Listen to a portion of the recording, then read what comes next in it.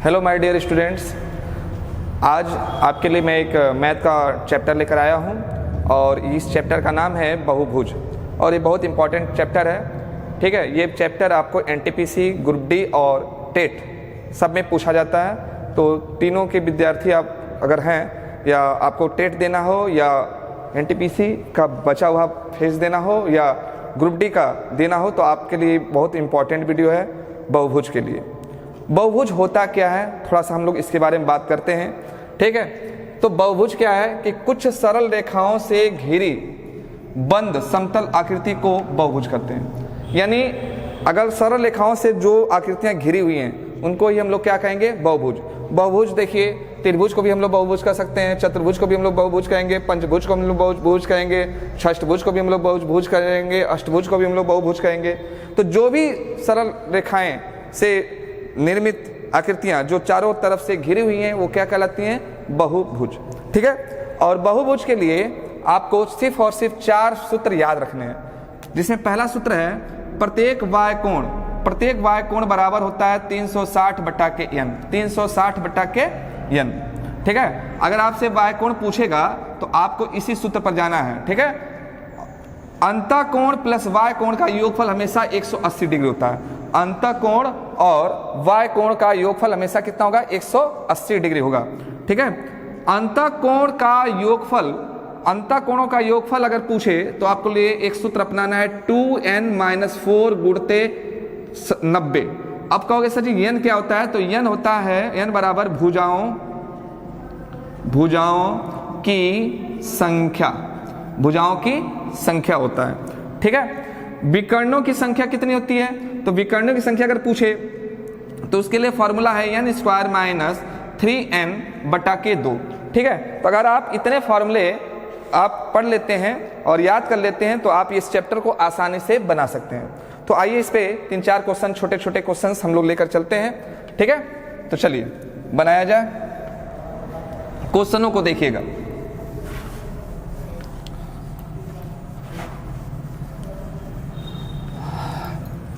तो question number 1 है, पहला क्वेश्चन है कि किसी बहुभुज के प्रत्येक कोण का मान 40 डिग्री, किसी बहुभुज के प्रत्येक वाय कोण का मान, किसी बहुभुज के प्रत्येक वाय कोण का मान 40 डिग्री है तो उसकी भुजाएं कितनी हैं, तो उसकी भुजाएं कितनी हैं, ये पहला क्वेश्चन है। ठीक है, तो इसमें भुजाएं पूछा है और बहुभुज में वाय कोण का मान दे दिया है, तो आप इस फॉर्मूला को यूज करिएगा, वाय कोण बराबर 360 बटा के n होता है। तो n इसने पूछा है, वाय कोण दे दिया, कितना दे दिया, 40, 360 बटा के n, 0 से 0 गया, 4 से काट दीजिएगा तो ये 9, यहाँ बचा 1, तो ये हो गया n बराबर 9।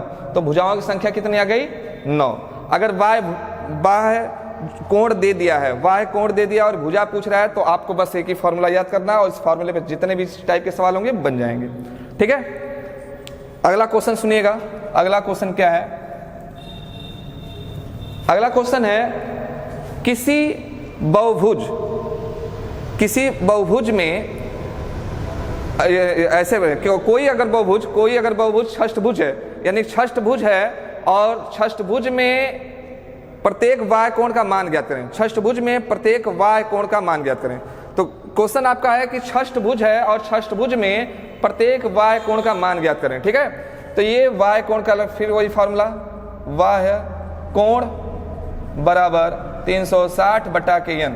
अब यहाँ पर बोला है कि ऐसा षष्ठभुज है और उसमें वाय कोण ज्ञात करना है, तो आपको वाय कोण ज्ञात करने के लिए 360 और षष्ठभुज है तो 6 रखना पड़ेगा। अब 6 से काट देंगे, 6 से काटेंगे, 6 6 के 36, 0 60, तो प्रत्येक वाय कोण का मान यहाँ कितना आ गया, 60 डिग्री। प्रत्येक वाय कोण का मान कितना आ गया, 60 डिग्री। ठीक है, अगला क्वेश्चन सुनिएगा। एक अष्टभुज है, ठीक, इस अष्टभुज के अंतःकोण का मान ज्ञात करिए। एक अष्टभुज है और इस अष्टभुज के अंतःकोण का मान ज्ञात करिए। ठीक है, तो अंतःकोण का मान निकालने के लिए सबसे पहले आपको बहुभुज का वाय कोण निकालना पड़ेगा। ठीक है, तो फिर हम लोग निकालेंगे वाय कोण। तो वाय कोण का फॉर्मूला ही होता है 360 बटा के n। तो यहाँ n हो गया आपका 8, अष्टभुज है तो n 8 हुआ, n से काटेंगे कितना आ रहा है 40, तो ये y कोण कितना हुआ 40 डिग्री का, y कोण हुआ आपका 40 डिग्री, ठीक है, नहीं ये सॉरी ये जाएगा 8 चौको 32 दो 45 डिग्री, 45 डिग्री का कितना होगा 45 डिग्री का। तो अब आपको मालूम हो गया कि y कोण 45 डिग्री है, ठीक है, तो आप इस फॉर्मूले को यूज करिए, अंतः कोण प्लस बाह्य कोण बराबर 180। तो अंतः कोण निकालना है आपको, ठीक है, इसको x मान लीजिए, y कोण आपको मिल गया है 45 डिग्री 180, तो x बराबर 180 माइनस 45 डिग्री, ठीक है, तो ये हो जाता है आपका x बराबर, अब 180 में से आप 45 घटाते, ठीक, 180 में से आप 45 घटाते तो इससे 10 में से 5 गया तो 5, ये हो गया आपका 7 में से 4 गया तो 3, 135 डिग्री। तो अंतः कोण का मान कितना हो गया 135 डिग्री, ठीक है, तो इस हिसाब से आपको ये सवाल बनाना है।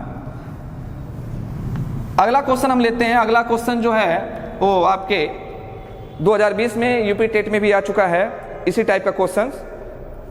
अगला क्वेश्चन है, एक बहुभुज में प्रत्येक अंतः कोण और y कोण का अंतर 60 है। एक बहुभुज में प्रत्येक अंतः कोण और y कोण का अंतर 60 है, तो बहुभुज की भुजाओं की संख्या कितनी है? तो बहुभुज के भुजाओं की संख्या कितनी है? और यहाँ पर आपको दिया क्या है, अंतः कोण और y कोण का अंतर, अंतः कोण और y कोण का अंतर 60 डिग्री बताया है, ठीक है ना। तो आइए हम इस पर चलते हैं। इस सवाल पे कहा है कि अंतः कोण माइनस बाह्य कोण का अंतर बोला है 60 डिग्री, और आप जानते हो कि अंतः कोण माइनस बाह्य कोण अंतः कोण प्लस y कोण बराबर होता है 180 डिग्री, ठीक, ये फॉर्मूले का है और ये दिया है। तो यहाँ से हमको क्या मिल सकता है, ये कैंसिल हो गया, यहाँ से मिला हमें दो अंतः कोण बराबर 240 डिग्री, 2 से अगर काट देते हैं तो 120 डिग्री, तो अंतः कोण का मान हो गया 120। तो y कोण बराबर तो अंतः कोण प्लस y कोण 180 होता है, तो y कोण निकालने के लिए 180 में से आप 120 घटा देंगे तो कितना आ जाता 60 डिग्री। तो y कोण 60 डिग्री का है, तो आपको मालूम हो गया y कोण 60 डिग्री का है, तो फॉर्मूला रखेंगे कौन सा, बाह्य कोण बराबर 360 बटा के n, और y कोण यहाँ पर आ गया आपका 60 डिग्री, ये 360 बटा के n, 60 से काट दिए 6 बार में, ठीक, यहाँ 1, तो n बराबर कितना है 6, तो वो जो बहुभुज है उसमें भुजाओं की संख्या है 6, यानी वो षष्ठभुज है, ठीक है ना। तो ये इसका आंसर होता है। और ये क्वेश्चन इसी टाइप का क्वेश्चन 2020 के जो है पेपर हुआ था यूपी टेट, उसमें दिया हुआ है। आप अगर टेट के विद्यार्थी हैं तो वहां जाकर आप देख सकते हैं, ठीक है। आते हैं अगले क्वेश्चन पे। यूपी टेट में हमने देखा है 2017 में, 2018 में और 2019 वाला जो 20 में हुआ था उसमें, तीनों में जो है बहुभुज चैप्टर को पूछा है और वहां क्वेश्चन आपको मिलेगा देखने में। फिर आप ग्रुप डी में भी जाइएगा तो आपको वहां पे क्वेश्चंस मिल जाएंगे। अगला क्वेश्चन हम लेते हैं। अगला क्वेश्चन है, किसी पंचभुज के सभी अंतः कोणों का योगफल ज्ञात करें। ये देखिए, ये क्वेश्चन जो है 2017 के यूपी टेट का है। किसी पंचभुज के सभी अंतः कोणों का योगफल ज्ञात करें।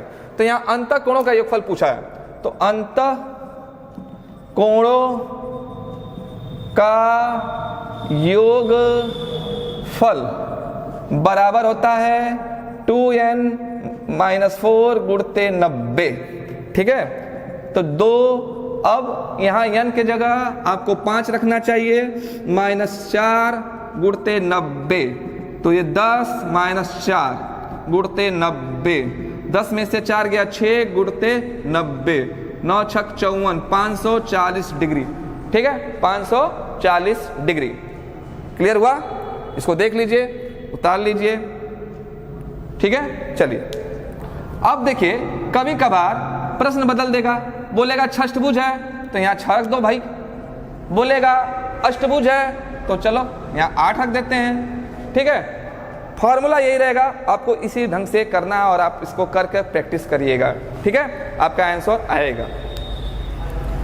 नेक्स्ट क्वेश्चन देखते हैं। नेक्स्ट क्वेश्चन है कि